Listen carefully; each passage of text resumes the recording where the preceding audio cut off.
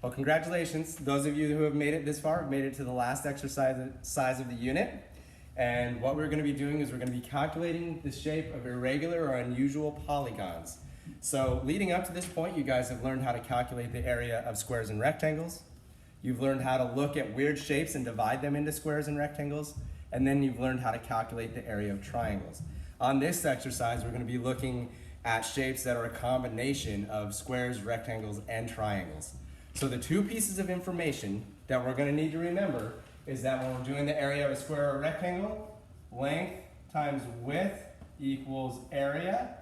And I'll just put a little rectangle next to that. So length times width equals the area of a rectangle. And if we're going to do a triangle, we'd have length times width divided by 2 is the area of our triangle. So we're going to use those two formulas. We're going to look creatively at shapes and figure out how to divide them into squares, rectangles, and triangles. And then we're going to calculate the areas of all those little shapes inside the bigger shape and add it all back together for our total area. So let's take a look at our example. I've got a triangle here, or a weird shape, not a triangle, a polygon. And it goes kind of like this. And this is all written down on your exercise so you can see exactly what I'm looking at and a step by step. So it goes something like that. Okay? I've got 2, 3, 2. We don't know the length of this because it's at an angle, so we don't have an exact measurement on it. This is 3, this is 2, this is 10, and we don't know the length of this because we don't have an exact measurement on that. Okay? So there's probably a lot of different ways that we could divide this into squares and rectangles. I decided to do it like this. So I looked at this shape and I noticed if I look right here, I've got a big rectangle just kind of sticking right out of the top there. So I just drew straight lines down from this edge.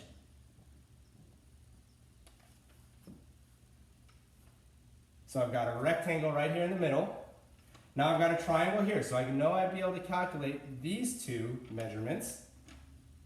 And then I've got another weird shape here, so I'm going to have to divide that again. So the way I saw that is I went ahead and I put another triangle right in there.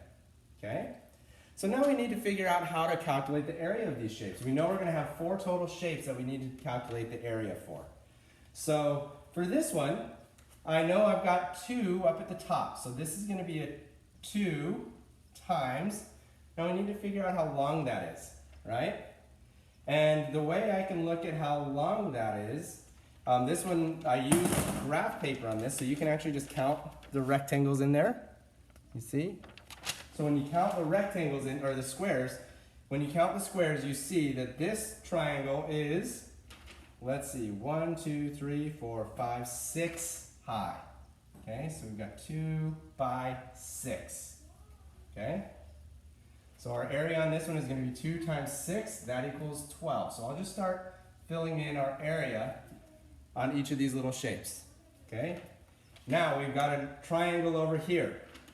Our triangle, this part of the triangle is 3.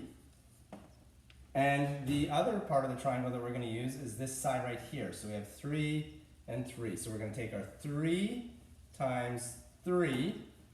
But remember, our area on a triangle is length times width divided by 2. So we're going to have 3 times 3 divided by 2 equals our area. When you run that through a calculator, 3 times 3 is 9, divided by 2 is 4.5. So that shape is 4.5. We'll circle it because we know we're going to have to add that back in. Now over here we've got another rectangle. So we're going to look at this rectangle right here. That one is 2 by, and it looks like this other length right here. So 2, and we've got 5 over here. So we've got 2 by 5. And one way you can see that is you've got 3 plus 2 is 5, plus 5 is 10. The whole length here is 10. So we're going to take our 2 by 5, and a rectangle is just length times width equals area, so that's going to be 10.